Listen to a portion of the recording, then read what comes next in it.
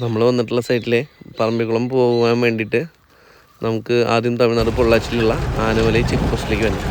അവിടെ നിന്ന് കാട് വഴി ഉൾക്കാട്ട് കൂടെ ഒരു 6 കിലോമീറ്റർ പോയി കഴിഞ്ഞാൽ മാത്രമേ കേരള ബോർഡറും കേരള ഫോറസ്റ്റിലേക്ക് എത്താൻ സാധിക്കുള്ളൂ.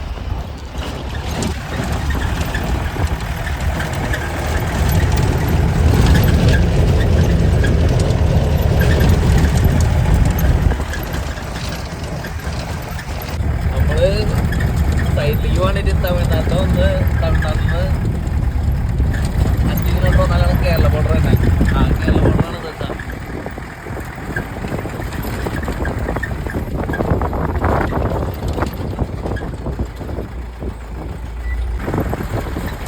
കേരളം കിടന്നപ്പോൾ പച്ചപ്പങ്ങട് കൂടിയിട്ടാ. എത്ര നേരം ഇവിടെ കരിഞ്ഞ സ്ഥലങ്ങളായിരുന്നു.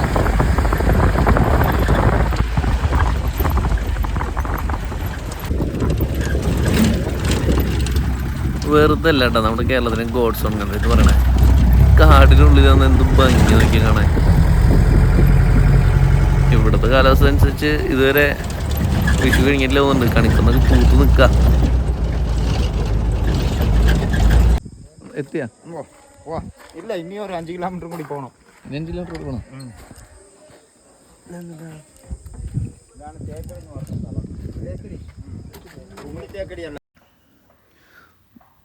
കുമിളി തേക്കടി അല്ല, കൊല്ലംകോട് തേക്കടി.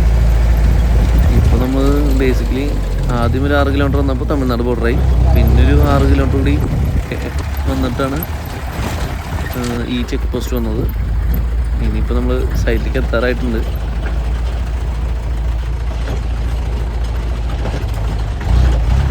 മൊത്തം നമ്മുടെ സൈറ്റിലേക്ക് ഏകദേശം ഒരു 18-20 കിലോമീറ്റർ അടുത്താണുള്ളത് ഫസ്റ്റ് കണ്ട ചെക്ക് പോസ്റ്റിൽ നിന്ന്.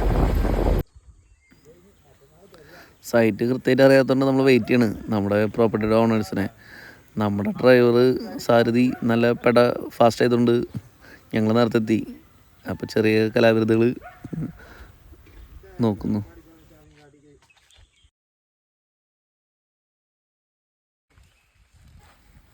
അങ്ങനെ സൈറ്റിൽ നമ്മൾ മെഷീനൊക്കെ സെറ്റ് ചെയ്തിട്ടാ. നമ്മളിവിടെ അളക്കാമെന്നുള്ളൊരു 6 ഏക്കർ സ്ഥലമാണ്. ഭയങ്കര സ്ലോപ്പായിട്ടുള്ളൊരു സ്ഥലമാണ്. ചുറ്റും സൈഡിൽ ജണ്ടകളൊക്കെ ഉണ്ട്. ഒരു ഫോറസ്റ്റുമായിട്ടുള്ള വരുന്ന ഒരു ബൗണ്ടറിയാണ്. ബൗണ്ടറിയിൽ ഒരു കൺഫ്യൂഷനും ഒരു സെല്ലിങ്ങും അനുബന്ധപ്പെട്ടാണ് നമ്മൾ അളക്കാവുന്നത്. ഇവിടെ ഉള്ള FMB എന്ന് പറഞ്ഞാൽ വലിയൊരു ഏരിയയുടെ FMB ആണ്. ഒരു 10-700 ഏക്കറോ അങ്ങനെ എന്തോ വരുന്ന ഏരിയയിലുള്ള വലിയൊരു സ്കെച്ചാണ് വരുന്നത്. അതായത് സർവേ സ്കെച്ച് സാധാരണ 1 സെൻറ്റ് മുതൽ ഒരു 5 ഏക്കർ 10 ഏക്കർ വരെയൊക്കെയാണ് നമ്മൾ കണ്ടിട്ടുള്ളൂ.